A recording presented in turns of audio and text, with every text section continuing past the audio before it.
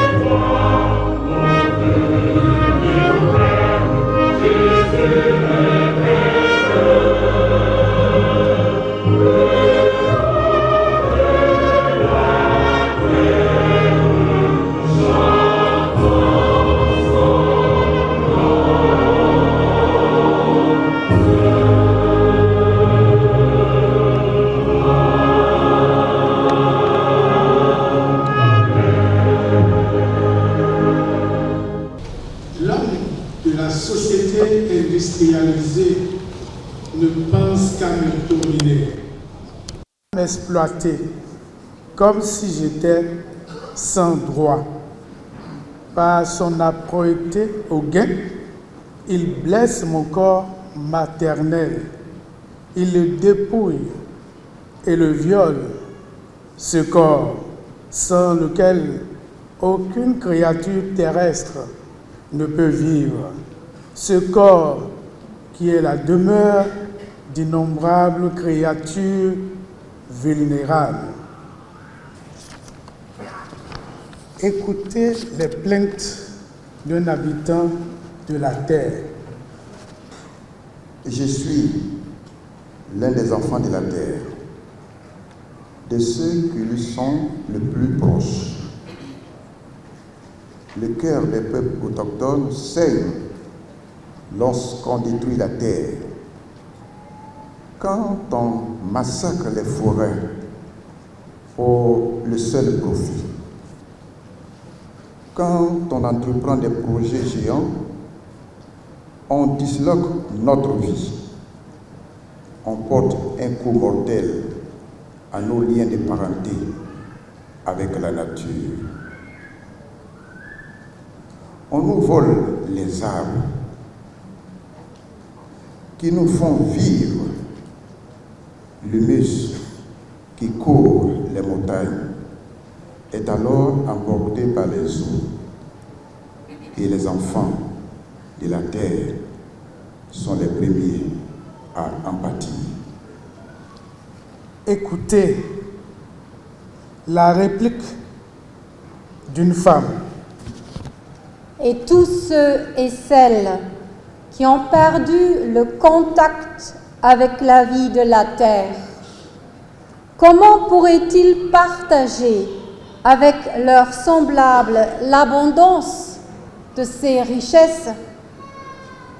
Ceux et celles qui ont violé la terre n'ont-ils pas aussi violé ces enfants? Dieu Saint, notre Créateur, parce que nous avons péché contre ta création, pour cela, Père, nous te demandons pardon. Nous avons saccagé la vie de la terre par notre violence et notre gaspillage, abîmé la nature qui nous fait vivre de ses dons. Pour cela, Père, nous te demandons pardon. Nous avons dénudé la terre de la couverture protectrice des arbres. Nous avons détruit son sol précieux, ainsi que des milliers de créatures. Nous avons rompu l'équilibre fragile de ces systèmes vitaux. Pour cela, Père, nous te demandons pardon. Nous avons regardé en spectateur la terre et ses enfants étouffés peu à peu dans le poison, l'eau et l'air, dépérir de pollution. Nous avons fermé les yeux pour ne pas voir les plaies infligées à la mère terre, croyant que nous avions assez à faire avec nos propres souffrances. Pour cela, Père, nous avons pillé les ressources de la terre en oubliant que notre propre liberté a besoin de limites. Pour cela, Père, nous te demandons pardon. Pardonne-nous, Dieu Saint, notre Créateur, de n'avoir pas su vivre en harmonie avec toi et ta création. Nous avons failli et nous n'avons su ni protéger ni sauvegarder la terre. Pour cela, Père, nous implorons ta force qui guérit, qui restaure l'intégrité, qui donne la paix. Amen. J'invite l'Assemblée à se tenir tous debout pour l'annonce du pardon. En Christ, Dieu nous fait voir qu'il participe à notre vie aliénante et qu'il porte notre douleur.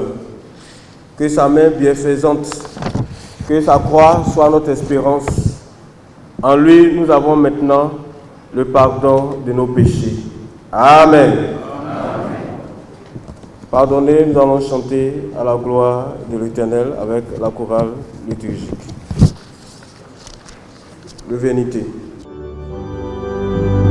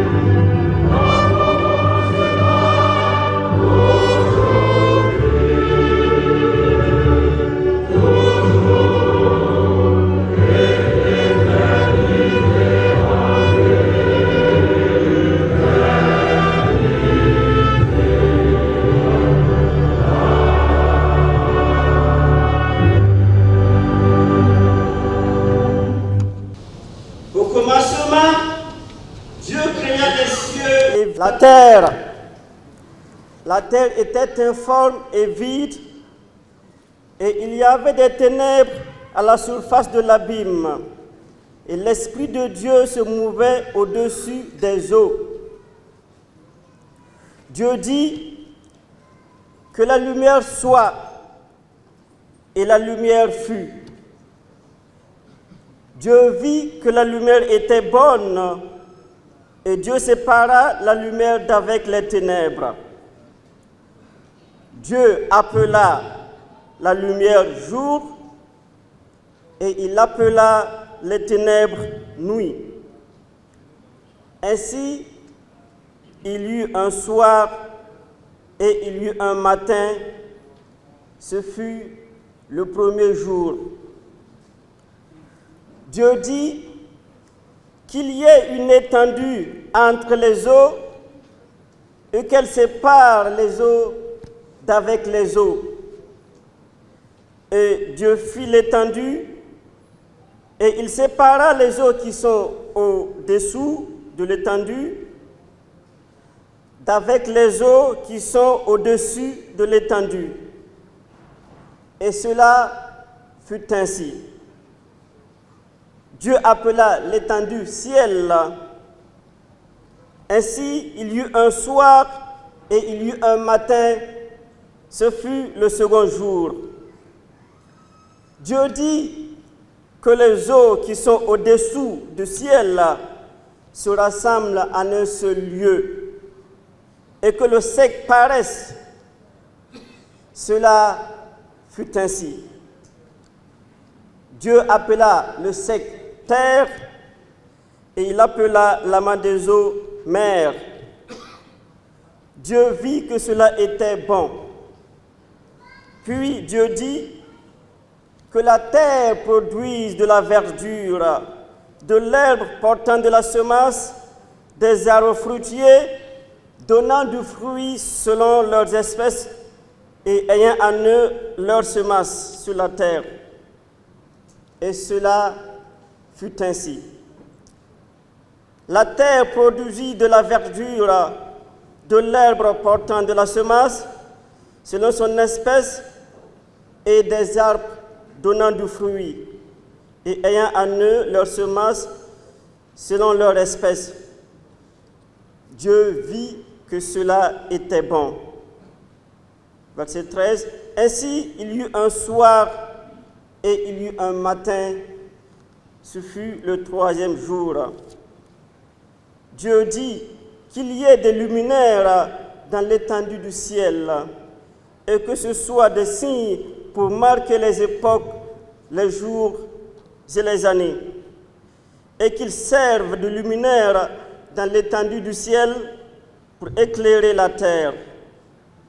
Cela fut ainsi. Dieu fit les deux grands luminaires, le plus grand luminaire pour présider au jour et le plus petit luminaire pour présider à la nuit. Il fit aussi les étoiles. Dieu les plaça dans l'étendue du ciel pour éclairer la terre et pour présider au jour et à la nuit et pour séparer la lumière d'avec les ténèbres. Dieu vit que cela était bon. Ainsi, il y eut un soir et il y eut un matin. Ce fut le quatrième jour. Dieu dit que les eaux produisent en abondance des animaux vivants et que les oiseaux volent sur la terre vers l'étendue du ciel. Dieu créa les grands poissons et tous les animaux vivants qui se meuvent et que les eaux produisent en abondance selon leur espèce. Il créa aussi tout oiseau ailé selon son espèce. Dieu vit que cela était bon. Verset 22. Dieu les bénit en disant: soyez féconds, multipliez et remplissez les eaux des mers, et que les oiseaux multiplient sur la terre. Ainsi, il y eut un soir et il y eut un matin, ce fut le 5e jour. Dieu dit que la terre produise des animaux vivants selon leur espèce, du bétail, des reptiles et des animaux terrestres selon leur espèce. Et cela fut ainsi. Dieu fit les animaux de la terre selon leur espèce, le bétail selon son espèce, et tous les reptiles de la terre selon leur espèce. Dieu vit que cela était bon. Puis Dieu dit, faisons l'homme à notre image, selon notre ressemblance, et qu'il domine sur les poissons de la mer, sur les oiseaux du ciel, sur le bétail, sur toute la terre et sur tous les reptiles qui rampent sur la terre. Dieu créa l'homme à son image, il le créa à l'image de Dieu, il créa l'homme et la femme. Dieu les bénit et Dieu leur dit, soyez féconds, multipliez, remplissez la terre et l'assujettissez, et dominez sur les poissons de la mer, sur les oiseaux du ciel et sur tout animal qui se meut sur la terre. Dieu dit, voici, je vous donne toute herbe portant de la semence et qui est à la surface de toute la terre, et tout arbre ayant en lui du fruit d'arbre et portant de la semence, ce sera votre nourriture. Et tout animal de la terre, à tout oiseau du ciel, à tout ce qui se meut sur la terre, ayant en soi un souffle de vie, je donne toute herbe verte pour nourriture. Et cela fut ainsi. Verset 31. Et Dieu vit tout ce qu'il avait fait, et voici, cela était très bon. Ainsi, il y eut un soir et il y eut un matin, ce fut le 6e jour. Genèse chapitre 2, verset 1er. Ainsi furent achevés les cieux de la terre et toute leur armée. Dieu acheva au 7e jour son œuvre qu'il avait faite, et il se reposa au 7e jour de toute son œuvre qu'il avait faite. Dieu bénit le 7e jour et le sanctifia, parce qu'en ce jour, il se reposa de toute son œuvre qu'il avait créée en la faisant. Le dernier verset, le verset 4. Voici les origines des cieux et de la terre quand ils furent créés. Amen. Et avec la chorale liturgique, chantez au cantique Gloire à Dieu, numéro 415. Oh,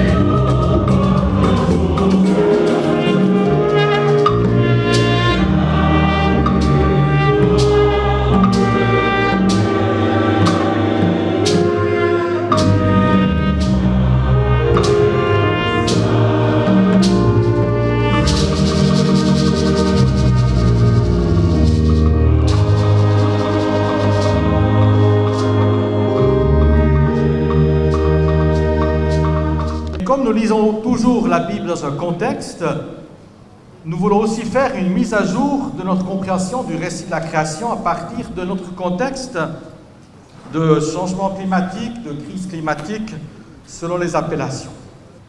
L'année dernière, la reine britannique est décédée, et c'est un Suisse qui vous parle de ça, et un nouveau couronnement a été célébré en mai dernier. Nous savons donc qui est roi dans le royaume britannique et dans le Commonwealth. Certaines églises de la Seva vivent dans des pays du Commonwealth. Vous pouvez juste dire lesquels? Ceux qui sont dans un pays du Commonwealth? Ghana. Togo. Ça, c'est pas la Seva, hein? Togo. Ghana, oui. Lesotho. Cameroun. Le Rwanda. Zambie. Voilà, c'est à peu près ça, hein? Maurice. Mozambique. Voilà, le couronnement. Mais savez-vous qui est le couronnement de la création? Nous pensons peut-être que nous, les humains, que nous sommes les héros de la création parce que nous avons reçu une mission. Peupler toute la terre et dominer-la. Et nous avons été créés à la fin avec une mention très bon, alors que le reste c'était bon. Nous sommes probablement convaincus que les humains sont le couronnement de la création. Mais malheureusement, je dois vous décevoir. Ce n'est pas écrit dans la Bible, ni de manière similaire ou en d'autres termes. Ce n'est pas biblique. Ce n'est pas parce que l'humain a sa place à la fin de la création comme dernière œuvre de Dieu qu'il doit avoir la meilleure place. Ce n'est pas ce que dit cet écrit. Ce sont probablement nos fantasmes qui veulent croire à cela. En tout cas, nous, en Occident, on a beaucoup fantasmé sur cette primauté de l'humain. Peut-être l'humain aimerait être le couronnement de la création. Peut-être vous aimeriez l'être, le meilleur des animaux. Mais ce qui est sûr, c'est que l'humain, et surtout les mâles et les hommes, se comportent comme s'ils étaient le couronnement de la création. Peut-être ont-ils christianisé cette prétention ou ce fantasme qui n'est pas biblique. Peut-être nous aimerions être le couronnement de la terre, la primauté de l'humain, de la création, parce que les humains ont été créés à l'image de Dieu. C'est quand même plus spécial que les autres créatures, n'est-ce pas? Être à l'image de Dieu, hein, c'est quand même quelque chose. Contrairement aux moustiques, ou aux oiseaux, ou aux vaches, je suis à l'image de Dieu. Mais être à l'image de Dieu n'est pas être le couronnement de la création. Ce n'est pas la même chose. Si nous voulons revendiquer être à l'image de Dieu, et ça c'est écrit dans la Bible, nous devrions regarder un peu plus près comment est Dieu, puisque nous voulons être à l'image de Dieu. Alors comment est Dieu dans ce récit de la création, hein? Bon, il faut déjà se concentrer un peu à ça. Tout d'abord, Dieu est précisément créateur. Il multiplie de nombreux animaux, espèces sur la terre, mais nous détruisons cette diversité. Ce n'est pas pareil. Hein? C'est tellement grave qu'il y a même des conférences mondiales sur le sujet de la biodiversité qui se rétrécit. Vous en avez certainement entendu parler. En tant qu'être humain, nous devons nous accorder une autoprotection contre nous-mêmes afin de ne pas déclencher la destruction. Extraordinaire quand même cet humain prétentieux. Ce n'est pas du tout à l'image de Dieu. Nous devons protéger nos bases vitales contre nous-mêmes. Vous vous rendez compte? Nous ne sommes pas créatifs du tout. Nous ne transformons pas pour notre bien ce que Dieu a créé, mais nous le détruisons et cela doit être reconsidéré si nous voulons être plus fidèles au récit de la création et à la mission humaine. Non pas le couronnement, mais au service de l'environnement en ayant un rapport équitable et durable avec lui, en travaillant dans la nature de manière créative et non pas destructive. Il y a du chemin à faire si nous voulons être à l'image de Dieu, n'est-ce pas? Lui, le Créateur, nous à son image, créatif, inventif. comme nous a rappelé notre éco-théologien pendant cette semaine, Marcel, pour transformer tout ce que Dieu a créé pour le bien de tous. Voilà, donc il y a du chemin à faire si nous voulons être à l'image de Dieu. Deuxièmement, Dieu, il s'émerveille dans notre récit de la création, de tant de belles choses qu'il a créées. Il devient contemplatif chaque soir. Dieu voit que c'est une bonne chose. Il s'arrête et dit « Waouh, ce que j'ai fait, c'est bien ». Il prend du temps pour regarder attentivement. Quand est-ce que nous nous sommes émerveillés la dernière fois devant la nature? Vous avez là la nature avec vous. Waouh, c'est super. Avoir pris le temps de se réjouir simplement de cet environnement naturel, d'observer un ver de terre, comment il s'avance, ou regarder de plus près les cocotiers qui se balancent au vent du soir. Malheureusement, nous, les humains, nous passons beaucoup plus de temps à violer l'environnement. Nous extrayons des éléments indispensables de l'intérieur de la Terre, et ce de manière très polluante. Nous produisons beaucoup trop de nourriture, dont nous achetons une partie, et il nous faut encore plus de pesticides pour que les affaires marchent. Nous ajoutons des produits chimiques malsains à ce que nous mangeons ensuite dans notre assiette. C'est ce que nous sommes. Loin, bien loin de cette contemplation respectueuse que Dieu a faite tous les soirs de sa semaine de création. Mais si, comme Dieu, nous nous émerveillions aussi du monde, de l'environnement, nous ne pourrions plus soutenir ces activités prédatrices. Il reste quelques heures à cette journée.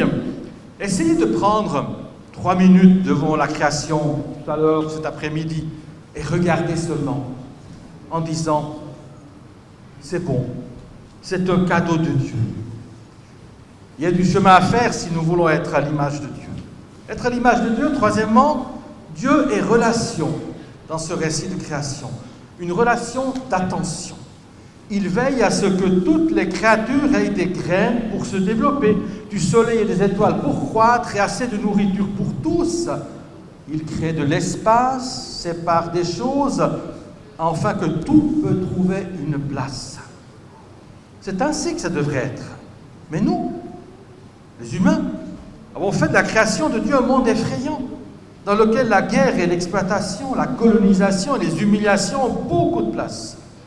L'autoritarisme et l'égoïsme ont pris le dessus sur une relation d'attention et d'amour, même à l'Église. Si nous vivons véritablement l'image de Dieu, il n'y aurait aucun point d'ancrage à cette attitude autoritaire et de domination, c'est l'amour que Dieu fait régner. Alors l'amour est terriblement non autoritaire, non exploitateur et non violent, mais respectueux et bienveillant, vous serez certainement tous d'accord. Humble, sans titre de gloire. Il est soucieux du plus petit animal et des plantes les plus fragiles. Oui, il y a encore du chemin à faire si nous voulons être à l'image de Dieu. Dieu se réjouit de sa création et lui laisse tout ce dont elle a besoin. Nous prenons en surabondance ce que nous voulons par égoïsme et consumérisme. Nous volons l'espace vital pour de nombreux animaux qui se raréfient. Nous avons planté des arbres dans un espace qu'il faut protéger à Songane pour éviter la prédation des spéculateurs immobiliers. Les ressources sont amenées par la violence parfois et l'exploitation dans les agglomérations. C'est ce que nous voulions aussi marquer comme stop ici. C'est un monde qu'il faut préserver. Nous produisons, vous le savez très bien, beaucoup trop de déchets, bien plus que nous pouvons en supporter et en éliminer. Dieu a créé beaucoup d'animaux, vous l'avez entendu dans ce récit de la création. Mais notre rapport à eux est un massacre. Je vous rappelle que cette semaine, nous avons mangé tous les jours 3 fois de la viande. Même au petit déjeuner. Combien d'animaux ont été tués pour nous? Ah ouais? Nous devrions élaborer une théologie de l'animal. Cela n'existe pas. Je ne sais pas si les théologiens parmi nous, vous avez déjà lu ça, une théologie de l'animal? Ça, c'est un coup à faire. Il existe Saint François d'Assise, je suis d'accord, mais il n'y a pas que lui. Et pourtant, ils sont très présents dans la Bible, les animaux. Et nous comparons parfois notre Sauveur et ami Jésus à l'agneau de Dieu. L'arc-en-ciel, l'alliance de Dieu est pour tous les vivants, pas seulement pour nous, les humains, mais aussi pour les animaux. La crise écologique est aussi donc une crise théologique. Nous devons reprendre maintes thèmes à partir d'un contexte nouveau et très très menaçant. Oui, nous sommes si peu à l'image de Dieu. Mais revenons au couronnement, finalement alors, ce couronnement. Quel est donc le couronnement de la création, si ce n'est pas moi, l'animal humain?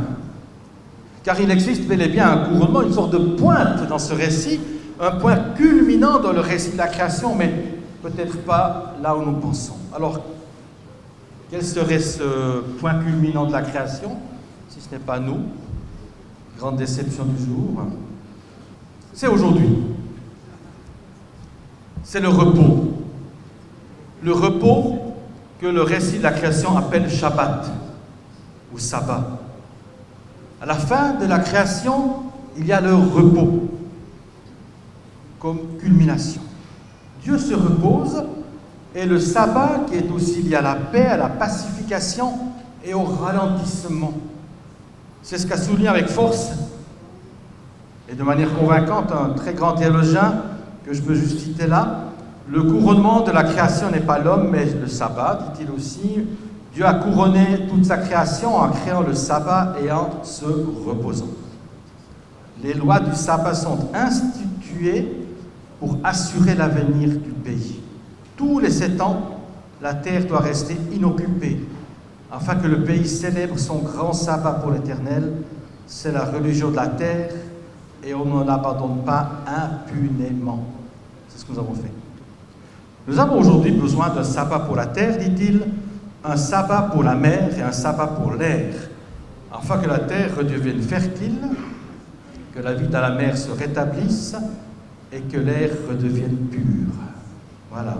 Être à l'image de Dieu, c'est vivre de manière créative, apprendre avec émerveillement ce qu'est la création et ne pas en extraire et usurper plus que ce qu'elle donne.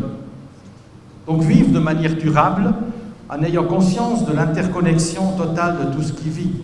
Aimer. Nous sommes ainsi à l'image de Dieu. Et c'est pourquoi nous devons aussi nous reposer. Nous, mais aussi la création. C'est là que se trouve le service divin.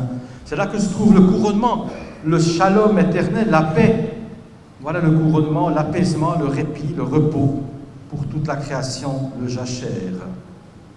Pour finir, il faut encore mentionner que le texte de la création que nous avons lu est issu d'un contexte qui n'était pas très calme à l'époque.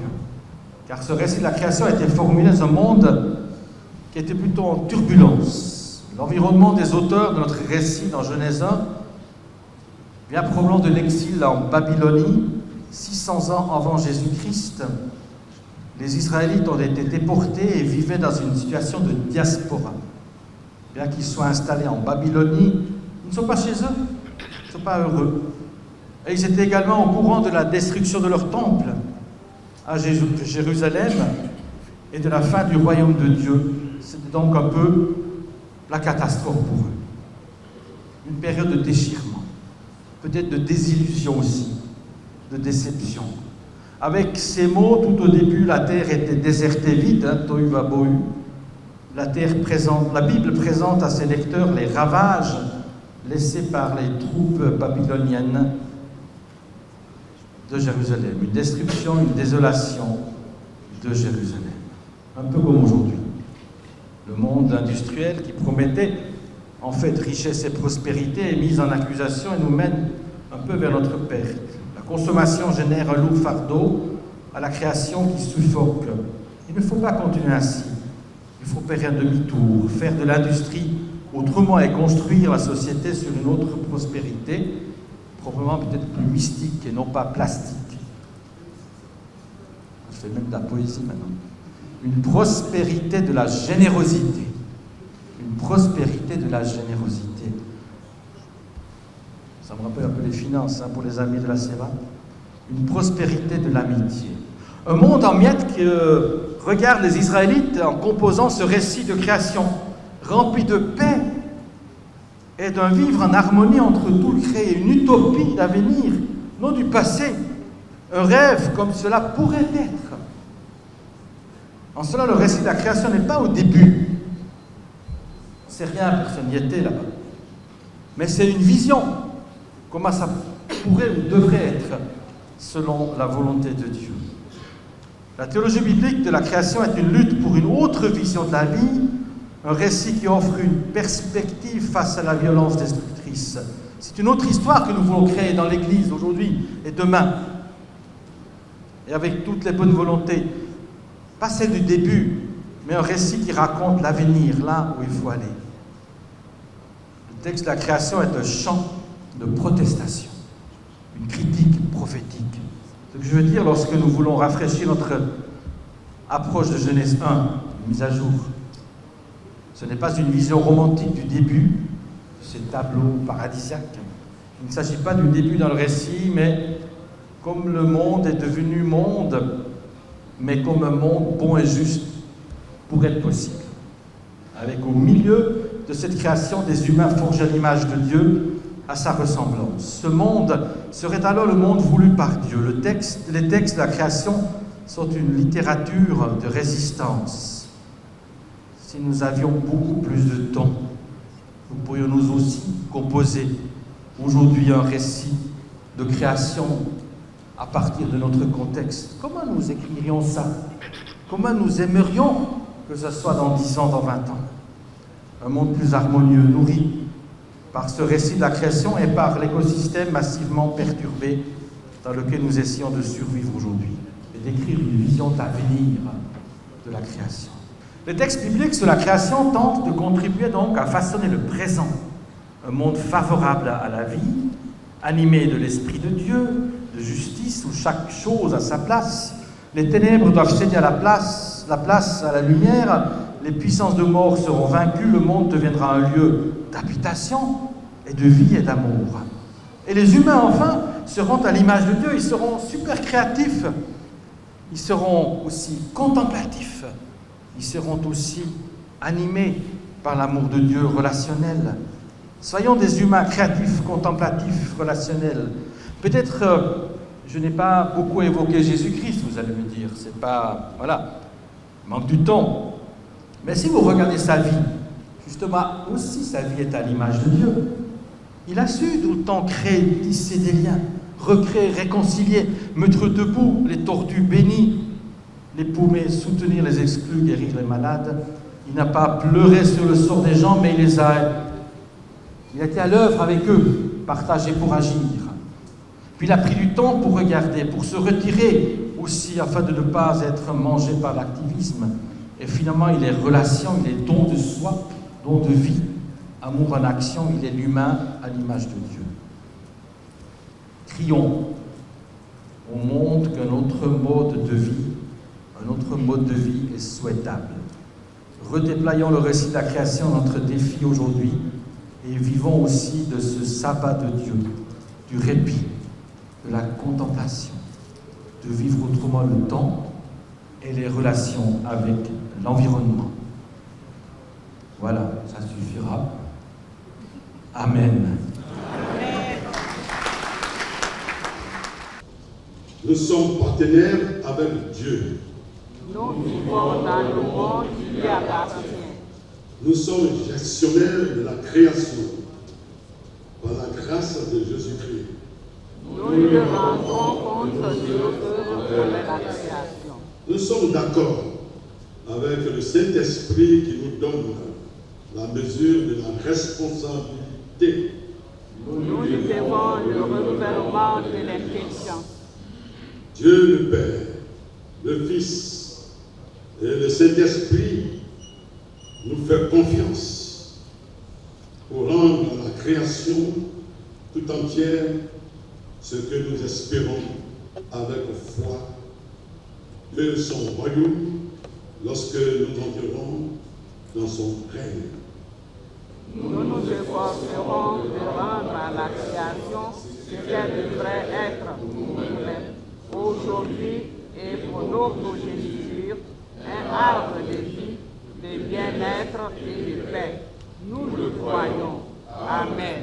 Veuillez vous asseoir. Dieu Tout-Puissant, Dieu de la création, Dieu très haut, Maître de l'univers, nous avons recours à toi aujourd'hui au sujet des changements climatiques, question déterminante de notre époque, au moment où nous sommes parvenus à un moment si décisif. Dieu de la création, aussi soucieux que nous sommes, nous avons recours à toi. Amen. De l'évolution des conditions météorologiques qui ont des effets sur la production agricole et alimentaire, à l'élevation du niveau des mers qui augmente les risques d'inondation, les conséquences des changements climatiques étant mondiales en termes d'effets et d'échelle, Dieu de la création, aussi que nous sommes, secours-nous. Amen. L'effet de serre, phénomène naturel indispensable à la vie humaine et à celle des espèces, piégeant dans une couche de gaz située à basse atmosphère une partie de la réverbération des rayons du soleil sur la Terre et nous plaçant dans une situation extrêmement aussi sensible que dangereuse.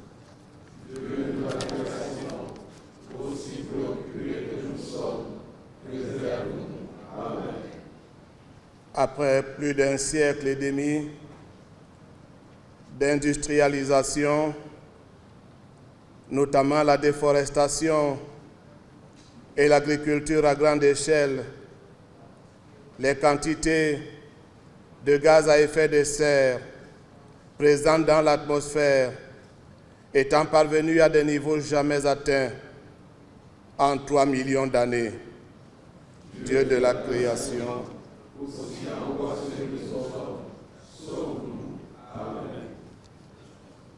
pour le groupe d'experts intergouvernemental sur l'évolution du climat, créé en 1988 par l'Organisation météorologique mondiale et ONU Environnement, en vue des évaluations détaillées de l'état des connaissances scientifiques, techniques et socio-économiques sur les changements climatiques, leurs causes, leurs répercussions potentielles et les stratégies de parade. Dieu de la création, aussi alertés que nous sommes, inspire nos scientifiques. Amen. Pour l'évolution du climat et les fondements scientifiques indiquant des changements climatiques sur la Terre, dans chaque région et dans l'ensemble du système climatique, avec les nombreux changements sans précédent depuis des milliers, voire des centaines de milliers d'années, est le point de non-retour de certains phénomènes déjà en cours, comme l'élévation continue du niveau de la mer. Dieu de la création, aussi tu donneras au collège. Pour ce que nous savons, sur la base des rapports du GIEC, sur les preuves des changements observés au niveau des phénomènes extrêmes, tels que les vagues de chaleur, les fortes précipitations et les cyclones tropicaux, et en particulier pour les attributions à l'influence humaine, exposant plus de 3 millions d'individus vivant dans des contextes très vulnérables au changement climatique. Dieu de la création.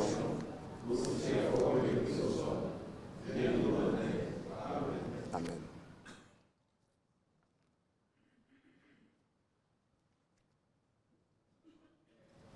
Pour la Convention cadre des Nations Unies sur les changements climatiques, avec 197 parties contractantes et jouissant ainsi d'une adhésion universelle, en vue de considérer ce qui pouvait être fait pour réduire le réchauffement global et faire face à toute hausse inévitable des températures, avec la mise en place d'un cadre global de l'effort intergouvernemental pour relever le défi des changements climatiques. Dieu de la création, aussi avertis que nous sommes, engage-nous.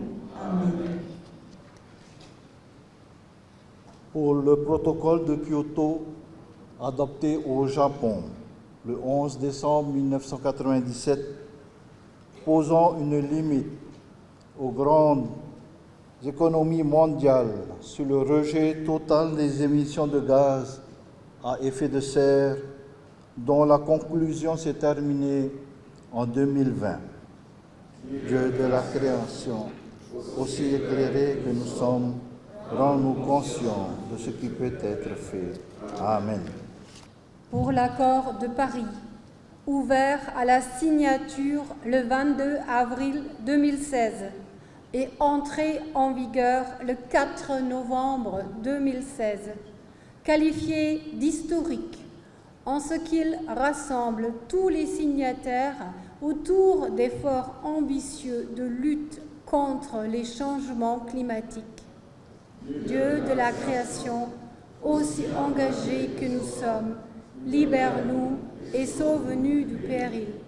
Rends-nous solidaires de nos combats et ravive en nous toujours notre vocation de gestionnaire du monde pour nous donner d'habiter autrement la création. Écoute notre prière. Au nom de Jésus-Christ. Amen.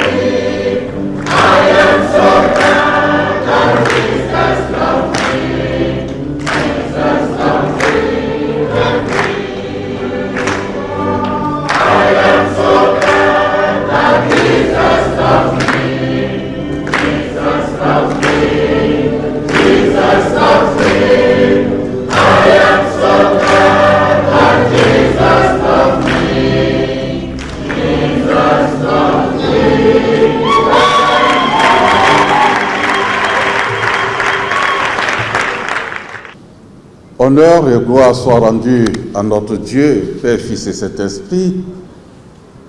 C'est Dieu qui rend cette rencontre possible, mandaté par les délégués à l'Assemblée générale de la CEVA en octobre 2021 à Montpellier. Et je me tiens donc devant vous en tant que président de cette communauté, Bishop, pour vous saluer avec déférence. Monsieur le Premier ministre, vous saluez avec déférence et action de grâce. Chères autorités du gouvernement, politiques, administratives, coutumières, vous saluez avec respect. Saluez tout le peuple de Dieu ici présent avec respect et en termes de reconnaissance pour vos prières qui nous accompagnent sur ce chemin du service. Chers frères et sœurs en Christ, chères autorités, cher Premier ministre, je suis très émue de toute cette grande célébration. Cher Président, effectivement, la CEVA, communauté d'églises en mission, est aujourd'hui une communauté d'églises de 35 églises, résidant dans 24 pays sur 4 continents. Chers frères et sœurs, toute la liturgie de ce culte était autour de la thématique « Habiter autrement la création ». Et tout au long de la semaine, nous avons réfléchi, écouté et agi. Comme disait le professeur Marcel, quand on parle d'écologie, comme avec beaucoup d'idées dans le monde, tout d'abord on paraît ridicule. Quoi? T'es ridicule, tu ramasses les papiers. T'es ridicule quand tu réagis par rapport aux bouteilles plastiques. T'es ridicule quand tu veux prendre un vélo ou marcher à pied au lieu de prendre ta grande voiture. T'es ridicule quand tu veux planter un arbre que tu vas peut-être même pas voir grandir. T'es ridicule. Tu es folle. Voilà, c'est ce qu'on nous dit. Mais quand on devient plus nombreux à faire ces choses-là, tout d'un coup, on n'est plus ridicule. On peut devenir dangereux. Parce qu'on se groupe ensemble et on parle d'une même voix et on interpelle ceux qui justement agressent la terre. Et alors on devient dangereux, des cibles à abattre. Mais si on tient bon, alors les idées et les sujets pour lesquels nous nous battons, comme la sauvegarde de la création, deviennent évidentes et tout le monde va finir par adhérer et se joindre au combat. Je voudrais, au nom de toute la CEVA, exprimer nos plus grands remerciements.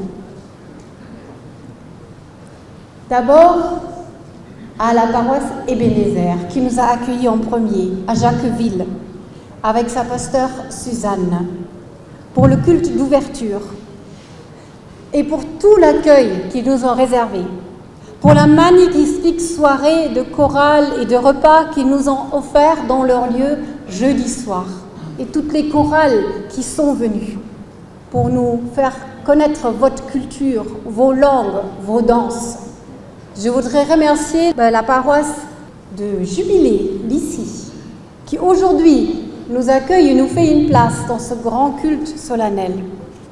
Je voudrais remercier le bishop Benjamin Bonny, qui a pris le temps de nous accueillir en tête-à-tête chez lui et qui a accepté d'emblée, quand il a su que le choix de la CEVA s'était porté sur la Côte d'Ivoire, d'accueillir notre assemblée ici en disant « nous sommes en famille ».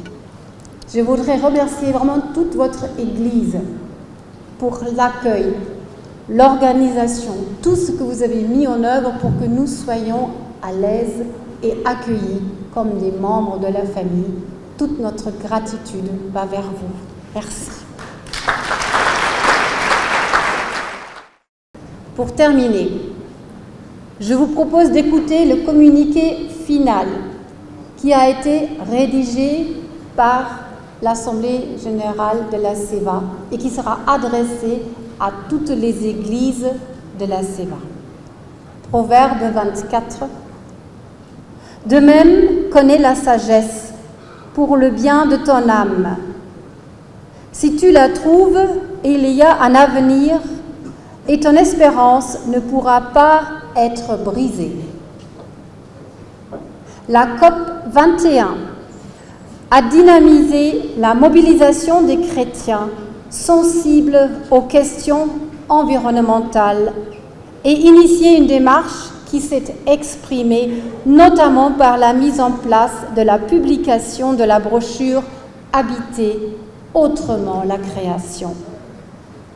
Les délégations des églises membres de la CEVA, réunies du 15 au 22 octobre à Jacqueville, Côte d'Ivoire, ont pris part aux travaux de l'Assemblée générale sur le thème « Habiter autrement la création ».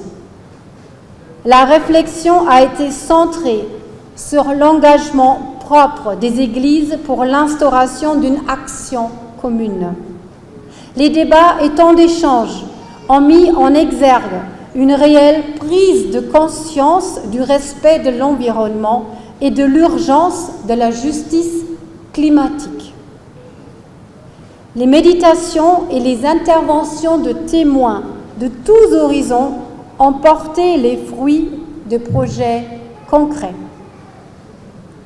Nous sommes amenés à parler et à dire nos convictions tirées de notre foi chrétienne, respect de la création et responsabilité des femmes et hommes dans l'avenir de notre terre-mère. Nécessité d'agir pour une mondialisation à visage humain, juste et solidaire. En recherchant le juste équilibre, quel principe doit diriger l'activité missionnaire de la CEVA? Les participants se sont souciés du devenir de la communauté, confrontés à une tension entre les réalités financières et l'utopie qu'il a définie. Face à un avenir incertain, l'Assemblée générale a pris des décisions importantes qui seront transmises aux églises.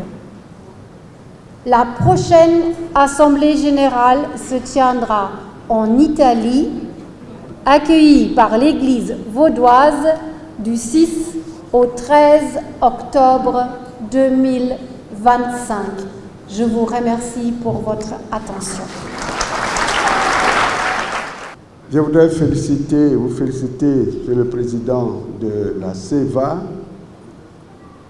remercier la secrétaire générale, remercier tous ceux, toutes celles de l'exécutif, remercier toutes les délégations qui sont venues de près ou de loin.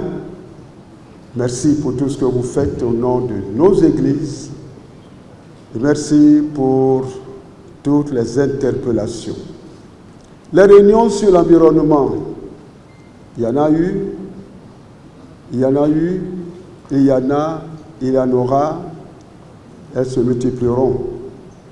Les réunions dans le monde sur tel sujet, tel autre, il y en a eu, il y en a eu, il y en a, il y en aura. À tel point qu'on peut dire que le monde a la réunionite.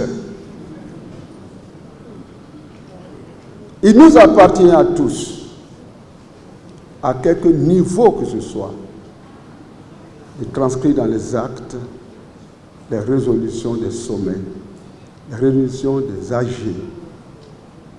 Nos églises sont donc interpellées, nous sommes tous interpellés. Faisons ce que nous avons à faire. Un penseur disait, Maurice Maeterlinck, Il disait, il n'y a pas longtemps, rien n'a été créé. Par conséquent, rien ne peut être ajouté, rien ne peut être diminué. C'est quand il parlait de l'univers. Non. Il ne veut pas dire rien n'a été créé. Non, c'est Dieu qui a créé. L'hébreu biblique, donc l'Ancien Testament, il y a en hébreu. On emploie un mot traduit en français par créer, le mot bara, utilisé uniquement pour parler de l'activité de Dieu ou de l'action de Dieu. On n'emploiera jamais ce mot pour parler de l'activité humaine. L'homme, lui, découvre ce que Dieu a fait. L'homme, lui, fait. L'homme, lui, rassemble. L'homme, lui, il découvre. Mais il y a un seul qui crée, qui a créé, c'est Dieu. Et si Dieu a créé, il a créé par rapport à un but, par rapport à des objectifs. Nous gaspillons, nous détruisons, nous tuons comme nous voulons. À nous tous de faire bon usage de toutes les dispositions qui ont été prises. Dieu seul nous aidera. Dieu seul nous aidera à mettre en application ce qui a été décidé. Parfois, c'est de simples gestes. Parfois, c'est de simples gestes. Faisons donc attention. Ne détruisons pas la nature. Faisons ce que nous avons à faire, chacun à son niveau, pour que nous puissions dire que nous sommes en train d'habiter la terre autrement. Autrement. La création même souffre, la création souffre, la nature souffre, comme Paul le disait dans Romains 8, 22. Toute la création attend l'heure de la restauration. Et cela à cause de nous, à cause de nos péchés. Que le Seigneur nous lave, que le Seigneur transforme nos cœurs, que le Seigneur nous donne de contempler la création, comme le messager du jour l'a dit, que nous ayons le temps de contempler et de voir la main de Dieu sur tout ce qu'il a fait. Que Dieu soit béni.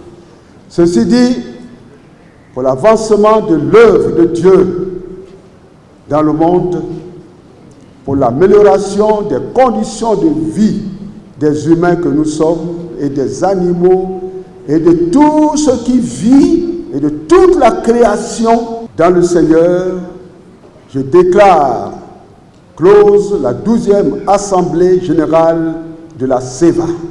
Amen. Amen.